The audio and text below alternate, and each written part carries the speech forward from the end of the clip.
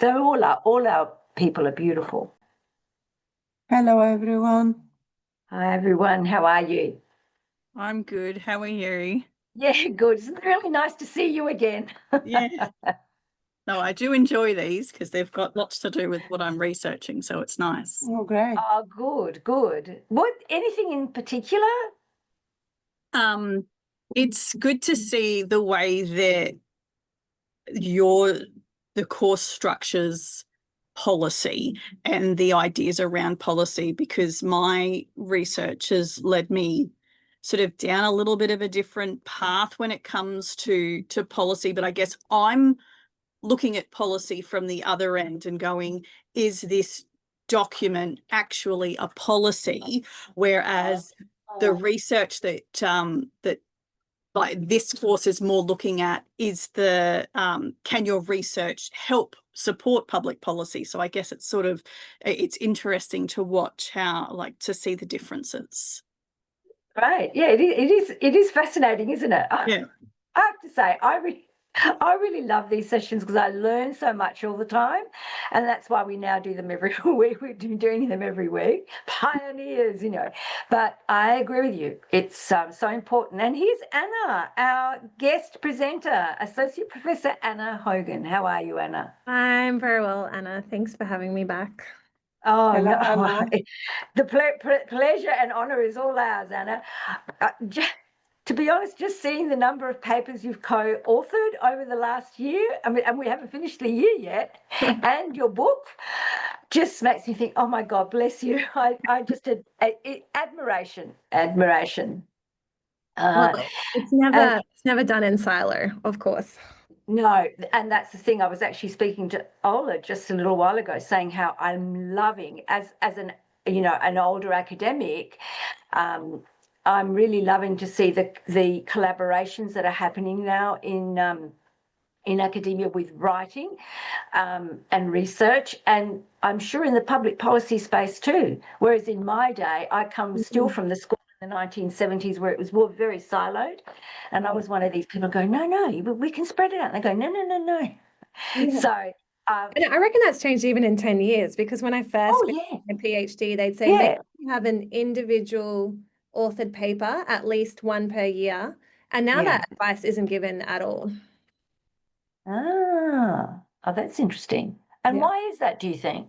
I think it's just the reality of how much time pressure everyone is under now. And there's very few projects that actually are sole CIs, right? Like even if you're on a fellowship, there's sort of the constant encouragement to make sure that you're collaborating with others, that you're bringing in both national and international partners. So I just think times have changed.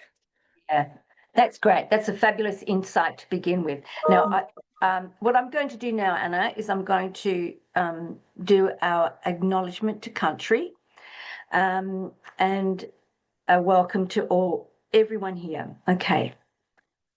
The Queensland University of Technology acknowledges the Turrbal and Yugara as the First Nations owners of the lands where QUT now stands. We pay respect to their elders, laws, customs, and creation spirits. We recognise that these lands have always been places of teaching, research, and learning.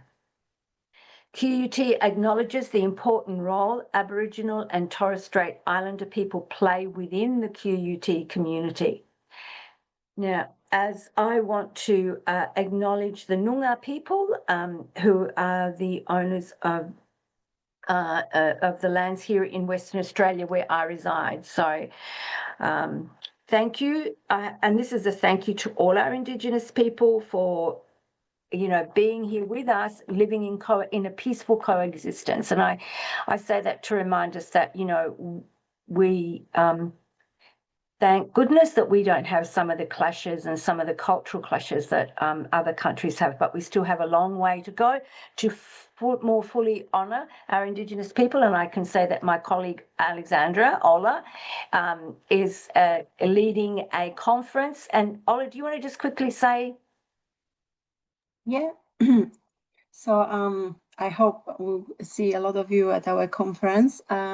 It's a global conference where we have speakers from even Harvard, Alaska's University, Africa, Europe, Asia, South Pacific, New Zealand and Australia, and it's about showcasing Indigenous research. So we hope we'll get a lot of students attending and also researchers. So first we start with a key speaker, then we have panel discussion with 4 researchers from different continents, and then we have a presentation, and we have 35 presenters, so we will run it with 2 rooms, and you can also watch presentations you missed later, because we will publish all videos. Sure, that's great. Yeah, so there you are, our contributions. I want to quickly introduce Anna, because I'm actually going to give the floor to Anna in a second. Anna, Associate Professor Anna Hogan is with the Faculty of Creative Industries in the School of Education and Social Justice. She's currently a research fellow in the School of Education, and she has been a practitioner, so she has been a secondary school teacher. I could go through a lot of, I know I have a list here, Anna, but I'm also aware that your time, whatever. Sorry, I forgot the terminology, but I have found the keywords philanthropy and Australian philanthropy, and I love the take you do on that, on how it's come into the education system, and the keywords privatisation and commercialisation of education. I think, Anna, you said you were going to tell us a little bit about your more current research, and if you could maybe start with a little bit about yourself. That would be great. And I just want to say hello to everybody who's here today, Belinda, Shu Xing, and Thao. I'm sorry, I haven't pronounced your names properly. Over to you, Anna. Thanks, Anna. So I did, I read the sort of notes that you put together that were kind of framing your discussion today. And I thought I'd just share a couple of ideas, but yes, thank you. In terms of who am I, like a good introduction. The only thing that I would add to that is that I have had a great privilege of being on a research only appointment for the last few years, alongside sort of my ARC funding work. So that is, to explain some of those publication numbers that you're referring to before, Anna. So just in terms of that, and you'll be pleased to know that I actually start teaching again next year. So I come off my fellowship and I go into a standard workload allocation. So I'm actually really looking forward to that. As you said, I was a secondary school teacher. Like my undergraduate was obviously in education. So I was a secondary school teacher for 5 or so years before I came back and did my PhD. And I've been 10 years post PhD now. So I've been an academic longer than I was ever a teacher, but still very much operate, and sort of my passion and interest has always been in public schools in particular. So I've always found them really fascinating and sort of connected with my sort of 5 years working in pretty complex, low socioeconomic public schools, and always trying to think of, how do we problematize these equity issues? How do we bring quality education to the students who need it the most? And so that's always been part of the driving force and the work that I do. So if I think about, initially looking at sort of commercialization in public schooling, so the way that often public schools are trying to buy products and services to, make a curriculum richer or provide more experiences, often like incursions or excursions, but increasingly how those costs are sort of pushed to families and carers to take care of, which then means that those children who can't afford to pay often are missing out, are often excluded from those opportunities. Just things like that have always been issues that I've wanted to get to the bottom of and understand how do we, fund schools fairer, raise more private income in appropriate and ethical ways that doesn't further disadvantage, low socioeconomic, schools that don't have the capacity to contribute, or schools in regional, rural, remote areas, those sorts of things. So, but in terms of the project that I thought I'd speak about today, because I think it's interesting in terms of the way that it's been taken up by politicians and policymakers, and sort of some of the conversations I've had lately, is the work I've done around teachers' workload and work intensity, or what we call time poverty. So this is a project that I've done with colleagues both here in Queensland and New South Wales. So Greg Thompson, Nicole Mockler, Megan Stacey. And what we've really investigated in that is that there's been this sort of ongoing problem within teaching, and to explain the sort of teacher shortage and the workforce crisis that we're currently having, is that teacher workload is too high.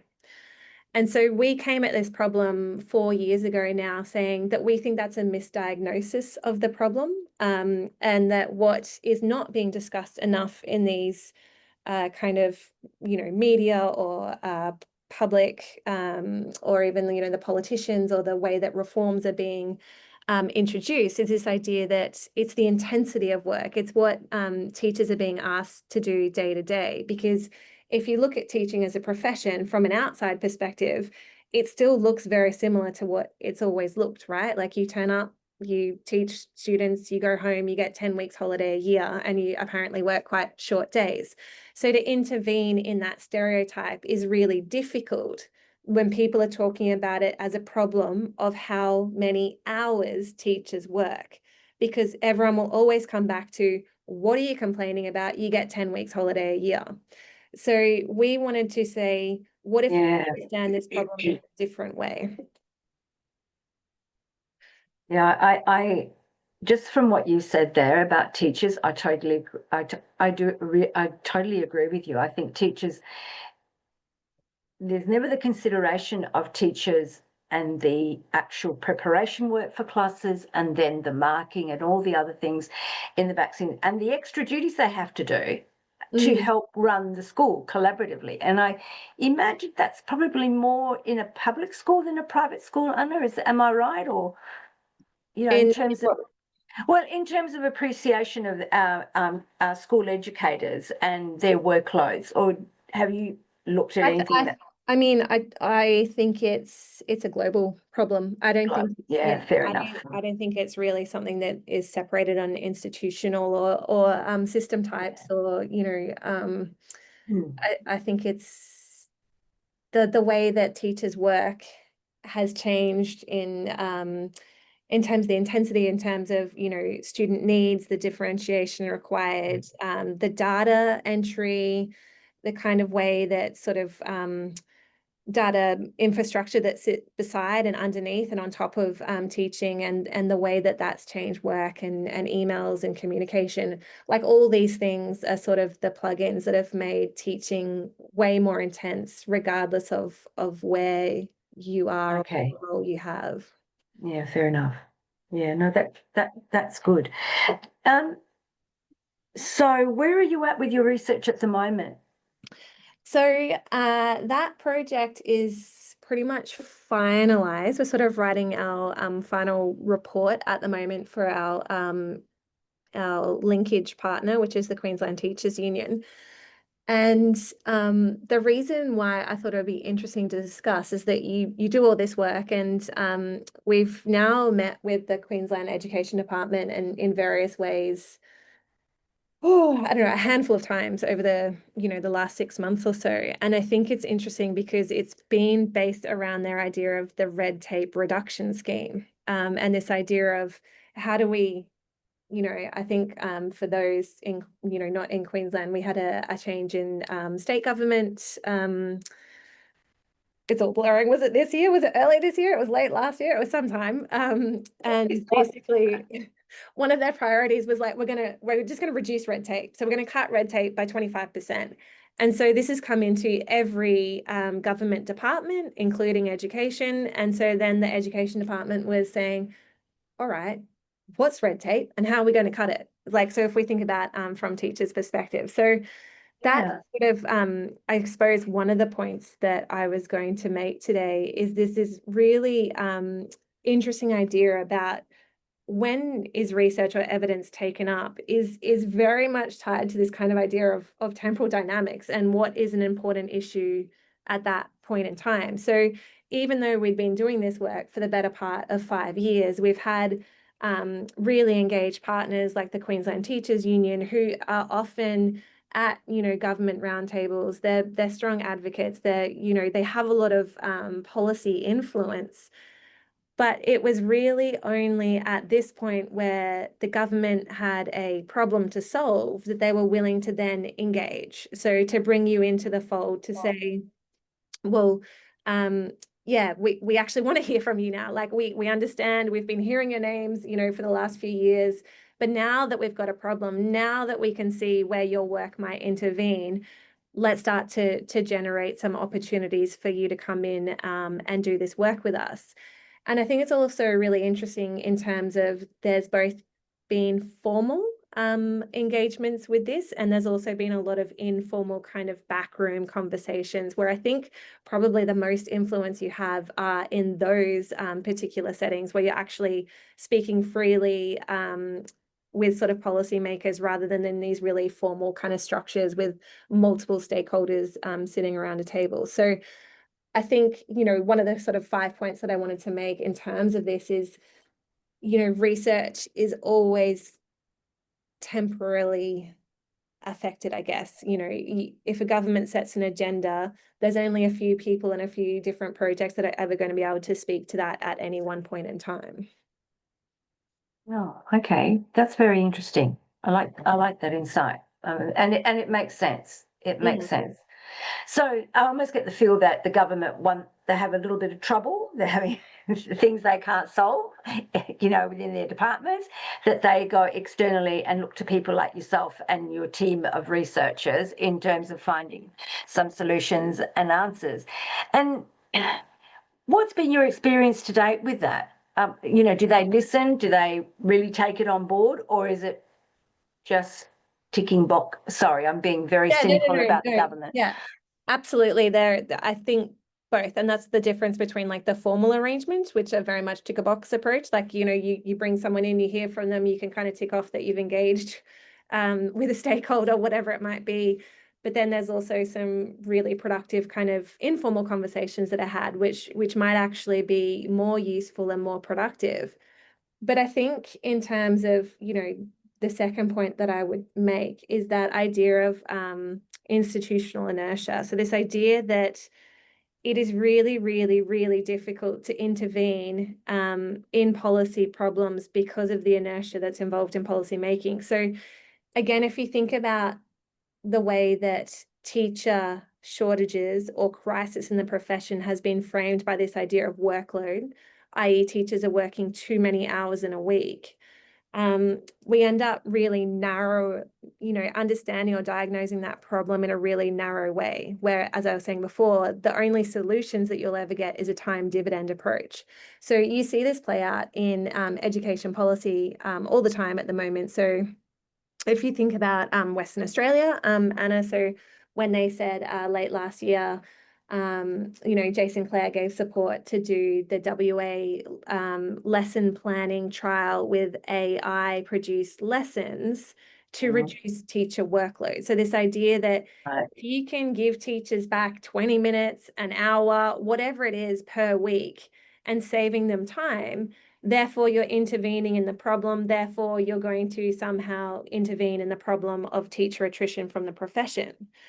And so, this idea that, giving teachers back 20 minutes to an hour a week is actually going to solve their satisfaction with the profession is really problematic. So, and one of the things we often say to, people around us is if there's that old adage, like if you see every problem, like if the only tool you have is a hammer, then every tool, like every problem is seen as a nail, right? Like you're just going to hammer the same problem over and over and over again. And that's what we're seeing in education is that if you only ever understand the problem of teachers' work as workload, we're never going to solve the problem. So this has been Right. really, really difficult to intervene into, because you're taking people on this complete kind of change journey in terms of like pushing them past this idea that, you know, workload's not the problem. Workload might be part of the problem. And that's really challenging to do in short bursts of time, you know, with people sitting around a table. So Yeah, it seems to me, if I'm here, it's almost tokenistic in terms of what it's offering, because they kind of look at this little slice here. And the other thing they're not taking, well, as a long-term educator, one part of the education that I love is actually designing and developing the class lessons.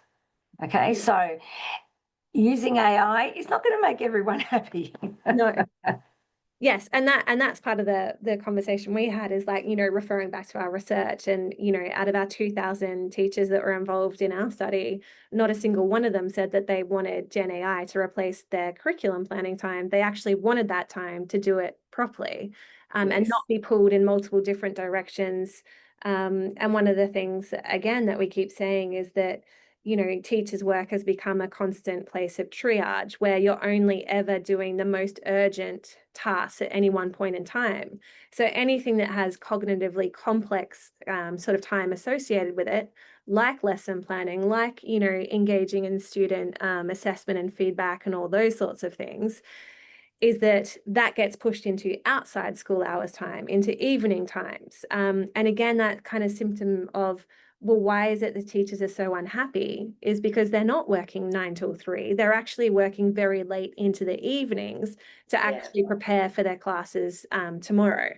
So again, it's been a real challenge to kind of get policymakers to understand that a lot of the reforms that they're suggesting, or the way they understand the problem, are never going to intervene into solving what they understand the problem to be.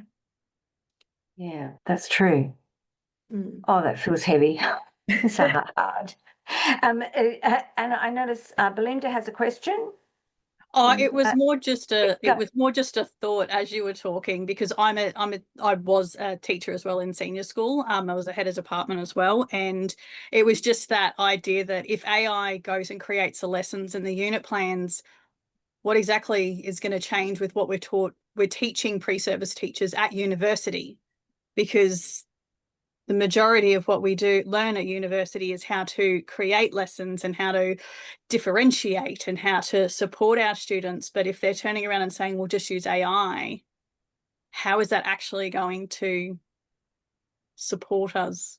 But yeah, no, I love the work that you're doing, because I still get all of the union things coming through, and obviously they're about to go through conciliation, I think it is at the moment. So it's interesting, the discussions around workload, because it seems like they want to take away the things that we do because we're teachers and because we love teaching, and just make us administration.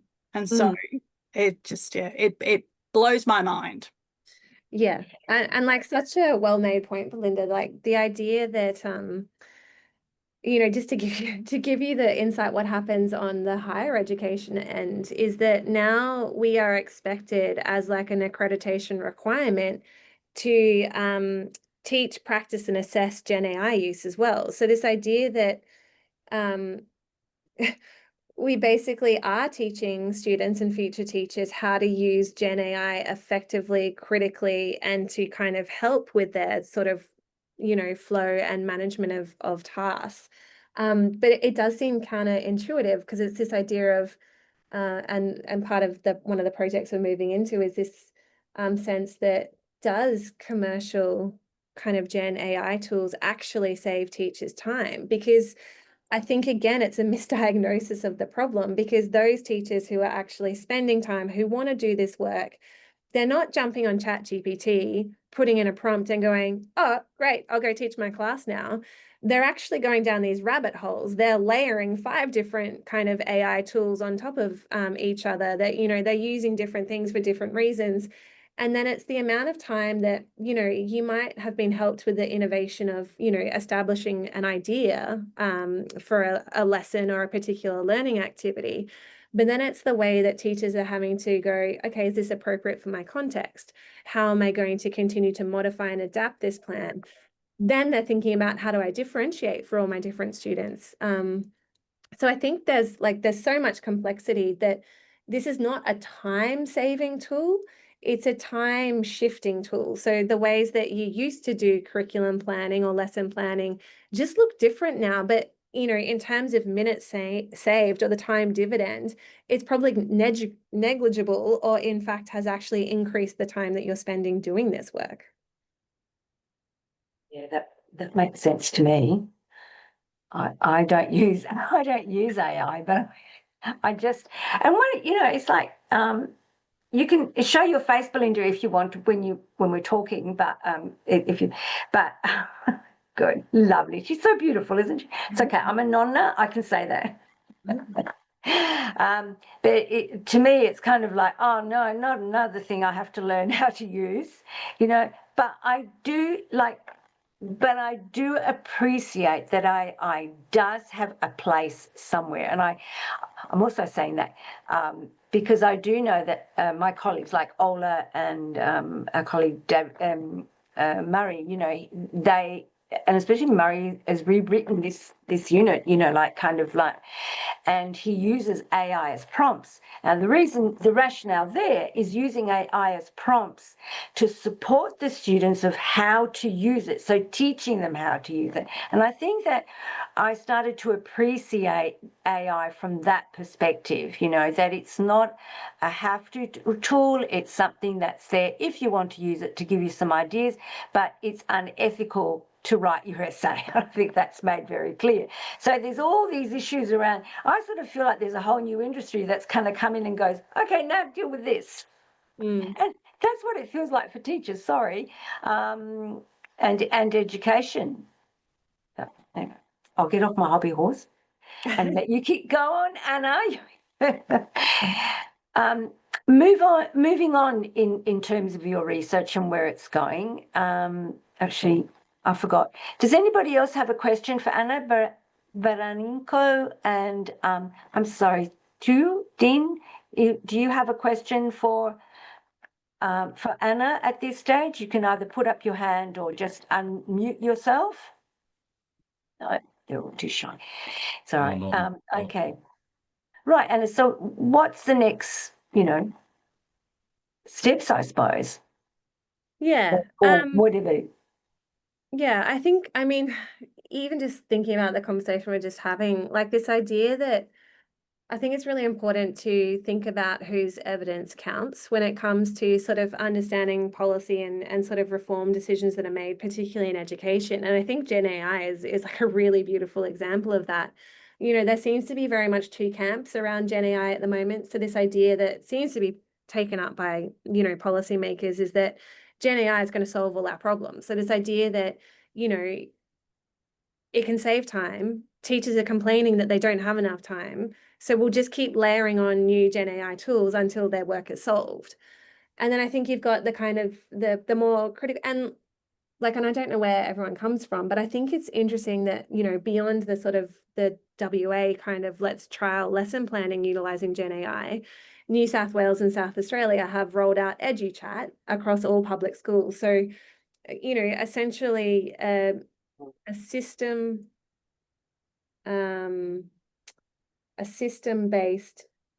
LLM, which is a free-for-all for use for teachers. So they basically said, whatever you need help with, whatever information you want to provide to this LLM, we can guarantee that the data is safe and privacy is secure. So you have teachers doing an absolute free-for-all. So it's like, you know, it's lesson planning, it's marking, it's producing you know, report comments and all those sorts of things. So I think the danger here is that when we start to outsource teachers' roles to generative AI, you know, it's going back to Belinda's point. Are we actually completely deprofessionalizing ourselves out of a profession? Do we actually need a 4-year university degree to continue to be teachers in schools? I think everyone can. Sorry, did someone want to jump in? No, I'm just going, oh God. You know, like there's the historical like appreciation that teaching is a very relational profession. Like, you know, most people agree that it matters to have someone in front of, you know, children to help them learn. But whether we're suggesting that that person needs to be a skilled, educated person with, you know, pedagogical curriculum and assessment knowledge is becoming more of a, I guess, a slippage between what is understood as an important skill set for teachers to have. But that's also only one camp, right? Like the other camp is absolutely across this idea that, you know, Gen AI is really problematic. It has a lot of assumptions built into it, like a lot of, you know, if we're thinking through the way that we would do work in terms of we want to connect to Aboriginal and Torres Strait Islander perspectives, like there is a lot of cultural assumptions, there's a lot of theft, there's a lot of really problematic things that are built into how these systems work. Equally thinking through one of the key ways that teachers seem to be using Gen AI at the moment is they might develop their lesson plans, they might have their unit plans, but then they're saying, oh, I've got a lot of students in my class to differentiate for now. Like I've got, you know, 8 students with individual curriculum plans. How am I going to do that work? I know, I'll get, you know, Gen AI to help me out and do this.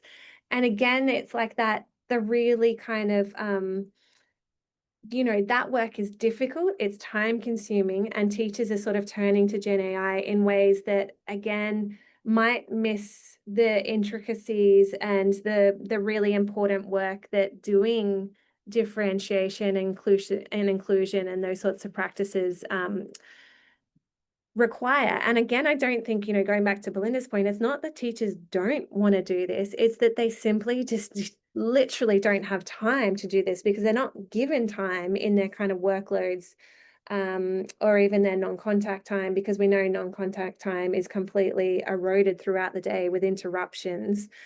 So when do teachers do this? You know, they're too busy replying to emails and keeping people happy and putting the data entry and like putting all the stuff on the student management system. So I don't know where I started with that, but here we are. So feel free to jump in with a question. Very intensely listening. It's kind of like, Ola, do you have any a question or comment to make? I really like exploring anything new. So I will be on the side of using any new tools like AI in research, but of course applying creative thinking still. It's very, very difficult applying it when you consider cultural sensitivity, not only for indigenous culture, but also any different cultures. So it will be interesting. I will actually play with it a little bit to see what I get from ChatGPT or other AI tools. But again, I think we are so developed in science right now and technology that I think it's good to use any new tools and explore them, and always be aware that you decide on it. You need to use your critical thinking and understand that it's a tool. You can't just copy paste. So yeah, I hope that in 2 years, the work we are doing will be much faster developed with a lot of our input, which is different. Our work will change. It doesn't mean it will be replaced. I think it will just change, and it will help us to develop a lot of new resources. Maybe finally we'll heal and heal cancer. I don't know. I'm very helpful. Very, very helpful. And I think we can be hopeful, but also critical. So like, I mean, Yes, and that's exactly. my vibe, of agree. like a critical policy researcher, is that, you know, in all these sort of advancements that happen, and it is an advancement, there are power asymmetries involved in these processes, right? So if I think Yes. again about, you know, the work that I've done and the research and the people and stakeholders that I've worked with, and often, and if I use that project as an example, it is the teacher union. They've been able to generate this really strong evidence base of what we're calling time poverty or workload intensification. But their influence is always mediated through, I suppose, like, you know, really formal kind of government processes, whether it's, you know, reviews, parliamentary inquiries, really structured consultations. And often like that kind of union voice can be diluted or sidelined because it's just politically more complex, I suppose. But then you've got the powerful actors, and I think we can say that these are your commercial enterprises. Like if you think again about, you know, Gen AI, you've got Google and Microsoft and Apple, you know, Alphabet, like all those sort of companies, which are really slick machines. And I can actually give you a key kind of way this happened. So when we went and did a consultation for government, we were kind of rolled in as part of this kind of a broader, you know, formal consultation group. A colleague and I had been given a time, say it was 10 a.m. And we sort of got a phone call on the way into the building saying, oh, just letting you know, the consultation group is running behind schedule. You're probably going to be on at 10:30. Okay, sure. We're here. We'll come and sit. You know, and we sat outside the room for a period of time. So 10:30 kind of rolled around, 10:40 rolled around, 10:45. You know, the people are running back and forth and saying, we're going to get you in. We're going to get you in. They got us in at like 10:49 or something. We started our presentation. We'd been told that we would have, they wanted us to speak for 20 minutes and like not a moment more. And we thought, oh, we won't speak for 20 minutes. We'll speak for 10 and then just take questions because we're here as, you know, advisors.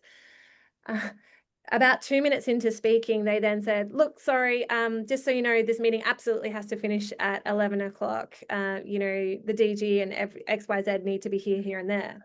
And so it was this idea that, again, as university researchers, it was kind of that feeling of you've ticked the box, right? Like that they had you in, you were consulted and they ticked the box and you moved on. And my colleague and I were kind of having that reflection of, I wonder if we'd been sitting out there as PwC, like what would have that been look like? And you know, we were talking to PwC.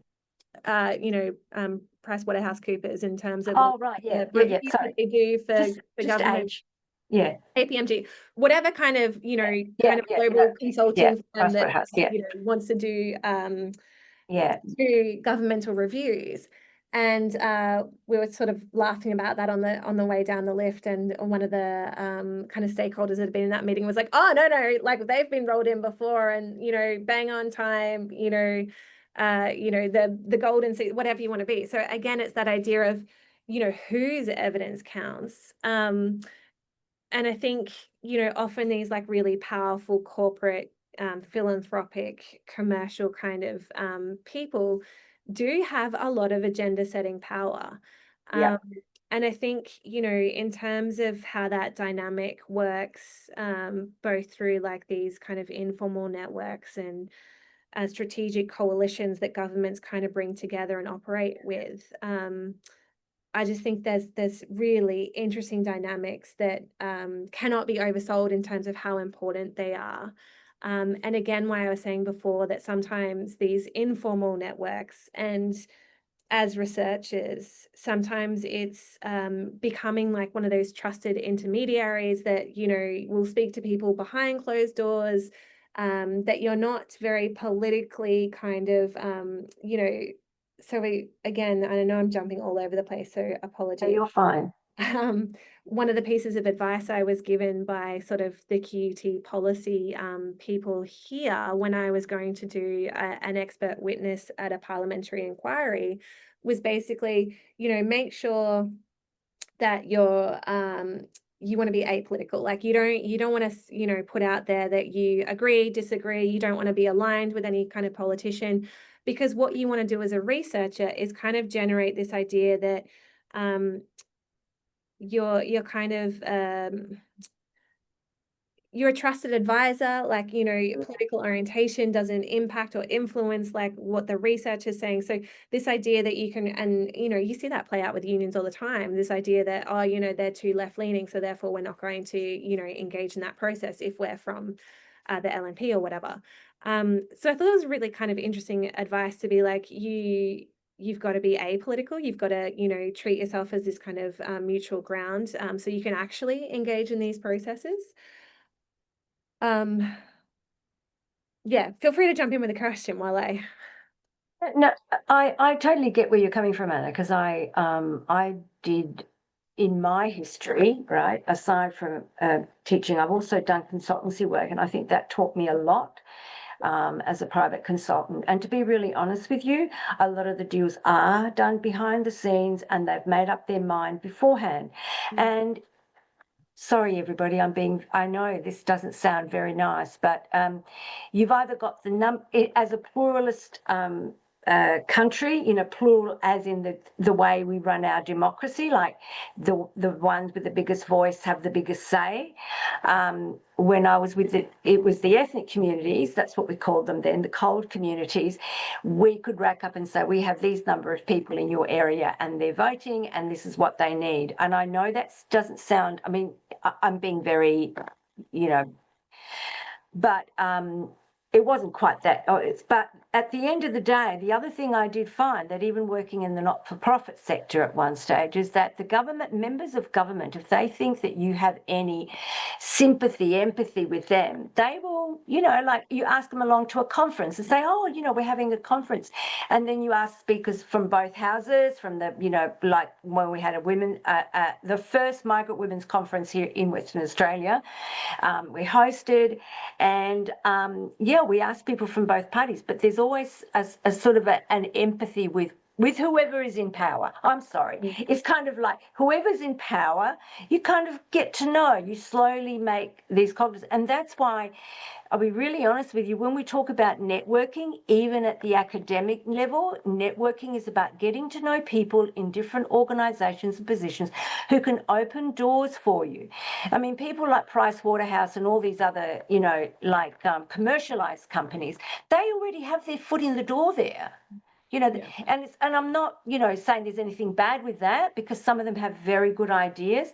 But if they're making a lot of money and they can influence the government through voting donations, like, again, I'm not trying to be cynical, but I think that it's being realistic that you can remain apolitical, but it's really a fine-tuning. Negotiate with people from both sides, create friendships, and you can create those networking relationships by identifying something about their portfolio that you believe that, you know, they believe in, and this is a process that encourages them to be evolved, so that instead of Anna and her team who went in there and were, you know, waited for half an hour or more and then, you know, got 10 minutes or 5 minutes instead of the full amount of time, they would have asked her, you know, let's go to lunch, let's have a talk, let's see what ideas you've got, what benefit can you be. You know, basically it's like what's in it for me as a politician or as a government employee as much as what's in it for them. I mean, governments will always come to consult, ask for consultations, and I remember someone walked through the door of the Migrant Resource Centre I was working at the time, and I said, nobody wants to talk to you anymore. You have consulted us to the point, myself, and this was ethnic communities, to the point that everyone's really tired of saying the same thing. I said, take it on board. Okay, let's have a look. What is it? And sometimes you just take that stance, and then you get, you know, a reputation of being a bit, excuse my language, ballsy, which I did. But I remember one day, all the women that had been on the migrant, the not-for-profit sector, came along to a conference, and we had a minister there, a workplace minister, and we're talking about issues of employment and education and whatever. And someone came up and said to me, Annalisa, you've got to ask a question. And I said, why? She said, because you're the only one here who's not working for government, working in a government job. And what I say to you as academics is that this is your power. Mm. Believe you me, you can ask the difficult questions. You can rally those people like the unions. Sorry, I went on a bit of a hobby horse there, Anna. Now, next. No, I think it's a really well made point though, and one of the things that has often been said, particularly at I guess professional conferences and associations, and again talking with unions, is that you are able to say things that they can't. You are able to kind of generate evidence that gives them the ability to say things that otherwise they couldn't. So, yeah, I think it's again this idea, and even what you were saying, like that, you know, being a policy researcher also means playing a political game. And I think, you know, you were kind of showing that in action. And that idea that, you know, yes, we kind of were miffed at the time that we didn't get, you know, the appropriate sort of timing, because you prepare, like it's a formal engagement, you prepare, Yeah, you know, you make sure your PowerPoint's absolutely. really polished, you do all the things, and then you're like, okay, that just went belly up anyway.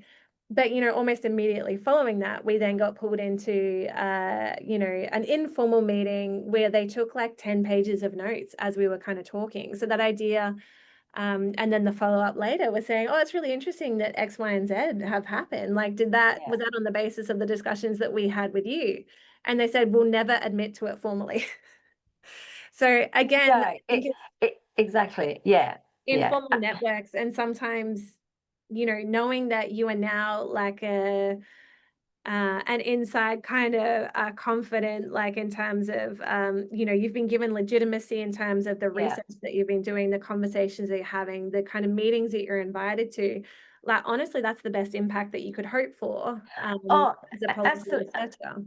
exactly. And the other thing I will say is that your stakeholder at the community level, you know, the students, the parents, you know, that in your case, I remember, you know, they'd say to me, oh, Annalisa, can you organise, that was my nickname at the time, and Anna, anyway, can you organise a conference? And they knew that I could, because of the networks I'd created at the ground level, get 200 people at a conference, no problemi, you know? And these are the sorts of things. That's why when we talk about networking, it's kind of like you have, if you're not part of government, you have to have the people behind you who are going to work and support you so that you can say, hey, we have 200 people just from the Italian community who've come to this conference. Or we have, you know, and you always invite a minister along to one of those. The Vietnamese community and age, you know, I remember it's just some things.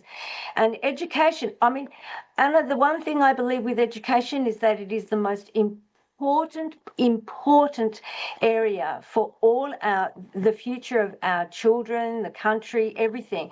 And I still have a bone to pick with one member of parliament who decided that Whitlam, you know, I mean, education was free, and I believe should go back to that being free. And I think that, you know, all these arguments, they're spending millions of dollars on a lot of things that we don't necessarily need. I don't know.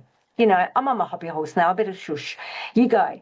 But Belinda, do you have any question or any comment? Ola Baranico? No? My comments would be about education, not really about policy. So, but I do understand, like I have worked, I was a general manager for a fairly substantial educational consulting firm for about 10 years in Queensland that supported the QCS. And the owner of the company was very, very tight with the LNP. So he would have those informal conversations of schools should be doing this. Schools should be taking more data. Schools should be getting lots of this and this and this. And so all of a sudden, when it came to the QCS, there was extra testing prior to. Schools were setting up all of these programs to put kids through just all of these extra tests to see where they're up to and develop their skills. And so I find that policy conversations a lot of the time in the formal just aren't they're there as a tick. They're not there as an actual, this is what we're here for. And it's quite interesting. And in the last school that I was working at before I left, it was very much a political ground between LNP and Labor, because it was an area that Labor had brought forward, because I worked with kids that were disengaged from mainstream schools. And as a part of that, the Labor government had brought this program forward, but then when the Liberal government came in, they cut funding for more of the school campuses to be opened. And so it's really interesting to see how like schools are political playgrounds. That's what they're there to do, and that's what they've always been there to do, or at least for the past 10, 15 years that I've been involved in it. So it's interesting to see the way even that they're using AI now without actually fully grasping what teachers do and why they have to do it, and then the extra on top of that. And I think that unfortunately policy always leans towards the economic outcome more than anything else. So when they're creating these policy documents, I always find that it's always about, well, what's best bang for our buck? And that's the one that we need to shoot for, while trying to add one or two fuzzy things in that are going to make it better. And I use better. Yeah. Digestible. Yes. Sorry. No. Yeah, thanks, Belinda. Do you have any comments on that, Anna? Yeah, no, I think again it's absolutely that idea that, you know, network positions matter just as much as evidence itself. And it's always the tension, I think, in terms of who's got the ear of government at any one point in time, and who's also feeding money in, I guess. You know, I think we talk about policy and politics as being inseparable for good reason. Like this idea that, you know, that there's so much politicking that happens around any kind of reform trajectory.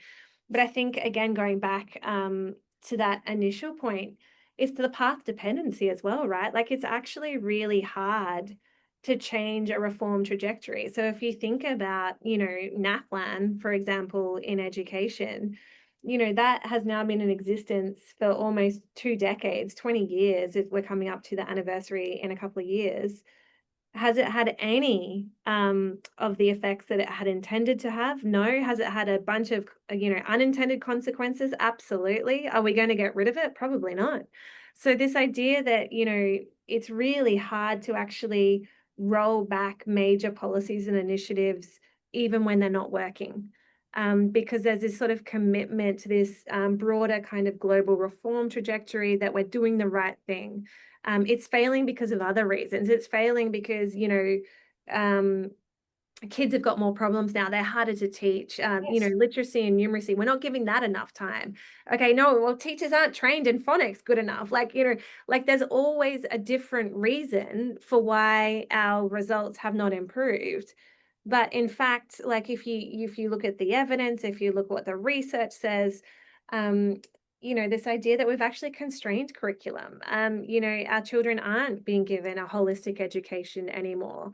You know, I see my son go to school and what he does in a day, and it's like literally they spend a third of their day on literacy, they spend a third of their day on numeracy, and the last hour after lunch before they go home is when they do anything fun, and the kids are exhausted and they've kind of switched off for the day.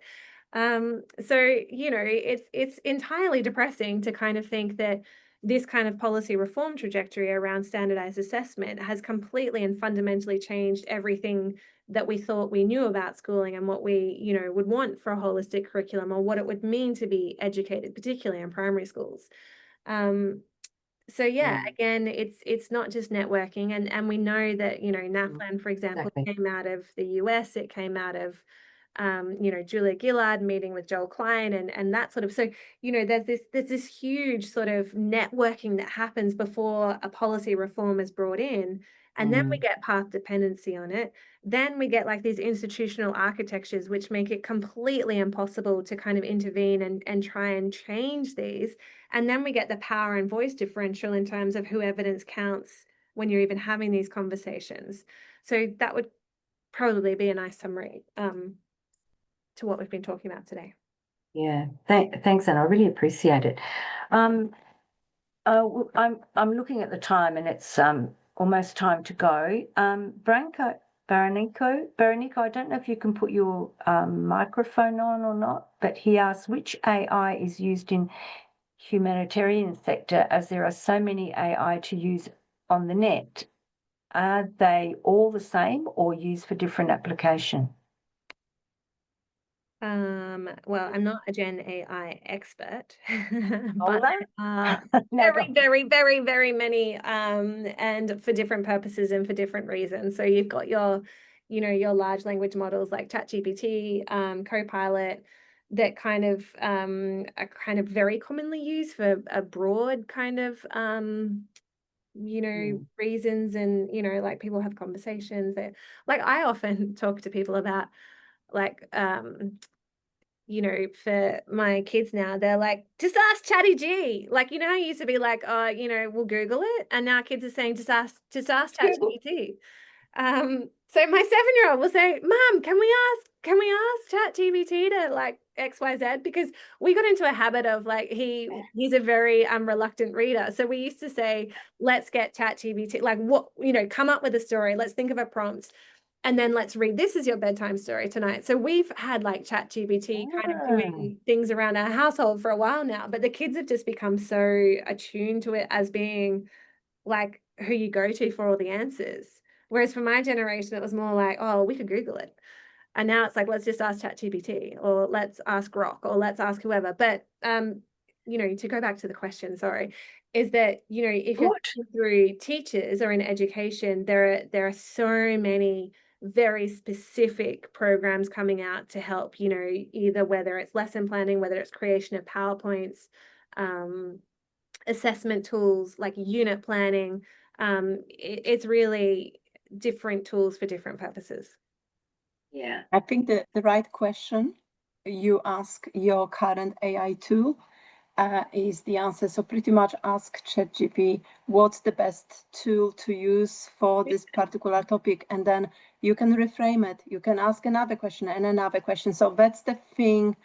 Prompts are the answer, how you direct your search. So pretty much.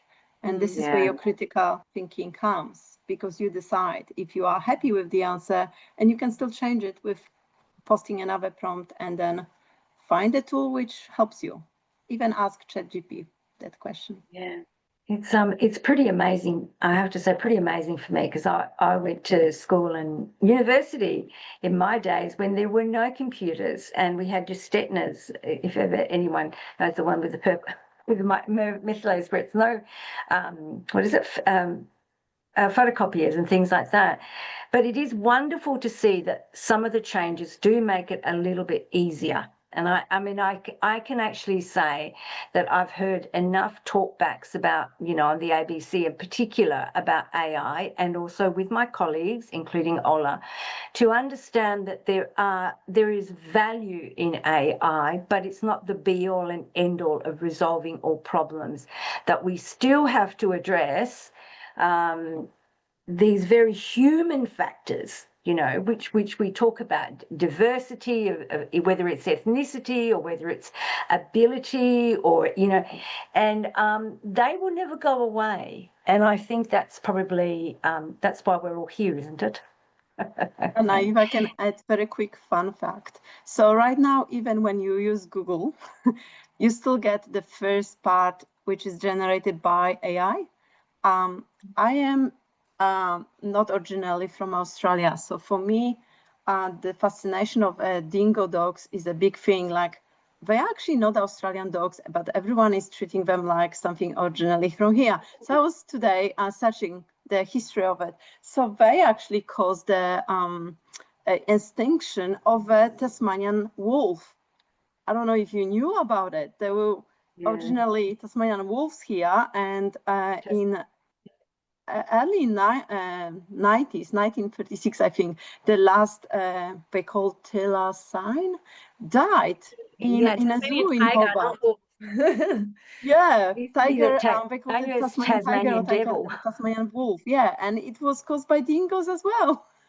And they came, like, between 4,000 or 10,000 years ago. So everyone thinks they are actually Australian original dogs, but they were brought by Southeast Asia sea farmers. So it's very interesting. AI is everywhere. Even in Google. It is everywhere. And it's a little bit like, we embrace change, because these things for me are all change. Embrace that there's a positive. Like before now I've been doing these sessions for 24 years now that I've been engaged with the eGrad school. When I was offered to do this with the Curtin Public Policy, where which was linked to the Australian technical universities, technology universities, I thought, online teaching, you got to see people, you got to feel people. Now my Italian side is coming through, but you got to have that. You can't just expect, online. How can you teach online?